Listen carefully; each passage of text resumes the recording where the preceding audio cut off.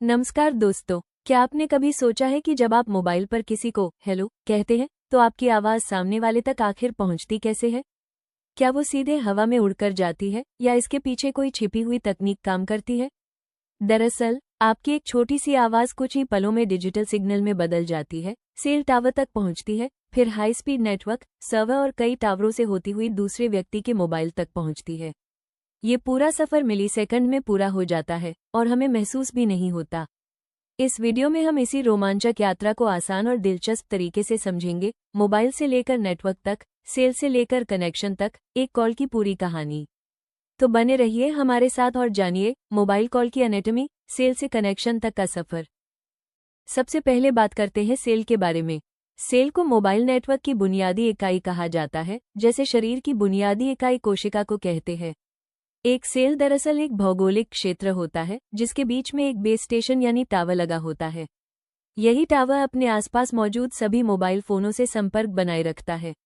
जब आप अपने फोन से कॉल करते हैं या इंटरनेट चलाते हैं तो आपका मोबाइल सबसे पहले इसी नज़दीकी बेस स्टेशन से जुड़ता है। यही कारण है कि पूरा नेटवर्क छोटे छोटे सेल में बांटा जाता है ताकि हर क्षेत्र में बेहतर सिग्नल मिल सके। सेल का आकार उपयोगकर्ताओं की संख्या पर निर्भर करता है। शहरी क्षेत्रों में जहां मोबाइल उपयोगकर्ता अधिक होते हैं वहां सेल छोटे बनाए जाते हैं, जबकि ग्रामीण क्षेत्रों में जहां उपयोगकर्ता कम होते हैं वहां बड़े सेल होते हैं। इसी स्मार्ट डिजाइन की वजह से आज करोड़ों लोग एक साथ मोबाइल नेटवर्क का उपयोग कर पाते हैं, बिना किसी रुकावट के। सेल को अक्सर एक हेक्सागन यानी षटकोण के रूप में दर्शाया जाता है। ऐसा इसलिए है क्योंकि ये बिना किसी खाली जगह छोड़े एक बड़े क्षेत्र को कवर कर सकता है और यह सर्कल के सबसे करीब होता है, जिससे सिग्नल की पहुंच समान रहती है। मोबाइल नेटवर्क में एक अकेला टावर बहुत बड़े क्षेत्र को कवर नहीं कर सकता, इसलिए पूरे शहर को नेटवर्क से जोड़ने के लिए कई छोटे छोटे सेल बनाए जाते हैं। इन सेलों को षटभुज यानी हेक्सागन आकार में इस तरह जोड़ा जाता है कि वे आपस में बिल्कुल मधुमक्खी के छत्ते यानी हनीकॉम्ब की तरह फिट हो जाएं, जिससे हर सेल पास वाले सेल से जुड़ा रहता है और पूरा क्षेत्र बिना किसी गैप के कवर हो जाता है।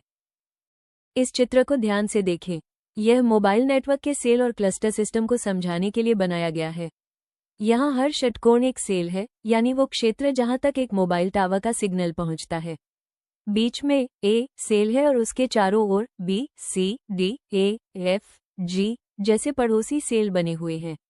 जब ऐसे कई सेल मिलकर एक निश्चित पैटर्न बनाते हैं तो उसे क्लस्टर कहा जाता है। क्लस्टर का उद्देश्य है सीमित रेडियो फ्रीक्वेंसी का सही और स्मार्ट उपयोग करना। अगर पास के सेल एक ही फ्रीक्वेंसी का उपयोग करें तो उनके सिग्नल आपस में टकराने लगते हैं। इसे इंटरफेरेंस कहा जाता है। इससे कॉल कटने लगती है, आवाज़ टूटती है और इंटरनेट की स्पीड बहुत धीमी हो जाती है।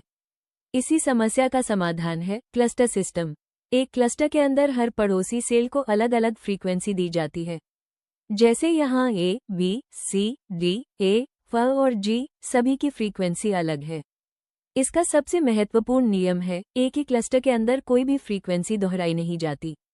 सबसे पहले इस बात को समझिए, रेडियो फ्रीक्वेंसी कोई अनंत चीज नहीं है। सरकार के पास सीमित स्पेक्ट्रम होता है और उसी से पूरे देश के मोबाइल नेटवर्क को चलाना पड़ता है। अब सवाल ये है, जब फ्रीक्वेंसी सीमित है तो करोड़ों लोग एक साथ कॉल और इंटरनेट कैसे इस्तेमाल कर पाते हैं? इसका जवाब है फ्रीक्वेंसी रीयूज। इस तकनीक में एक ही फ्रीक्वेंसी सेट को दूर दूर स्थित क्लस्टरों में फिर से इस्तेमाल किया जाता है। आप चित्र में देख सकते हैं कि लिखा हुआ सेल कई जगह दोहराया गया है, लेकिन ये ए वाले सेल आपस में पास नहीं है। इनके बीच पर्याप्त दूरी रखी गई है ताकि इनके सिग्नल एक दूसरे में हस्तक्षेप न करें। मतलब ये कि एक जैसे चैनल वाले सेल इतनी दूर होते हैं कि उनके सिग्नल टकराते नहीं हैं। इस तकनीक का सबसे बड़ा फायदा यह है कि उपलब्ध चैनलों की संख्या कई गुना बढ़ जाती है, यानी कम फ्रीक्वेंसी से ज़्यादा यूज़र संभाले जा सकते हैं। इसी से सिस्टम की कैपेसिटी बढ़ती है, ज़्यादा कॉल, ज़्यादा डेटा और बेहतर नेटवर्क। अब एक और महत्वपूर्ण बात समझिए, जब किसी क्षेत्र में यूज़र बहुत बढ़ जाते हैं तो वहाँ बड़े सेल को छोटे छोटे सेल में बांट दिया जाता है। इसे सेल स्प्लिटिंग कहते हैं। इससे क्या होता है, फ्रीक्वेंसी को और भी ज़्यादा बार रीयूज़ किया जा सकता है और भी ज़्यादा लोगों को बेहतर सेवा मिलती है। यही वजह है कि एक ही फ्रीक्वेंसी देश के अलग अलग हिस्सों में बार बार इस्तेमाल होकर भी कोई समस्या पैदा नहीं करती। ये चित्र हमें मोबाइल नेटवर्क के उस हिस्से के अंदर ले जाता है जिसे हम रोज सड़क पर या छतों पर खड़ा देखते हैं, यानी सेल साइट। सेल साइट वो भौतिक जगह होती है जहां मोबाइल नेटवर्क के रेडियो उपकरण लगाए जाते हैं। यही वो बिंदु है जहां आपका मोबाइल फोन सीधे नेटवर्क से जुड़ता है। सबसे पहले नजर डालिए इस ऊंचे टावर पर। इस टावर के ऊपर लगे होते हैं एंटीना सिस्टम। ये एंटीना चारों दिशाओं में रेडियो तरंगे भेजते और प्राप्त करते हैं। यही तरंगे आपके फोन तक पहुंचती हैं और आपके फोन से वापस टावर तक आती हैं। अब नीचे की ओर देखें। यहाँ आपको नीले रंग की दो बड़ी अलमारियां दिखाई दे रही हैं। इनके अंदर होते हैं रेडियो फ्रीक्वेंसी ट्रांसमीटर और रिसीवर। यही उपकरण आपकी आवाज़ और डेटा को डिजिटल सिग्नल में बदलते हैं और फिर उसे नेटवर्क में आगे भेजते हैं।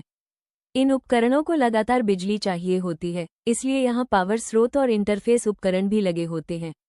इनमें मेन पावर, बैटरी बैकअप और कई बार जनरेटर तक शामिल होता है, ताकि बिजली जाने पर भी नेटवर्क बंद न हो।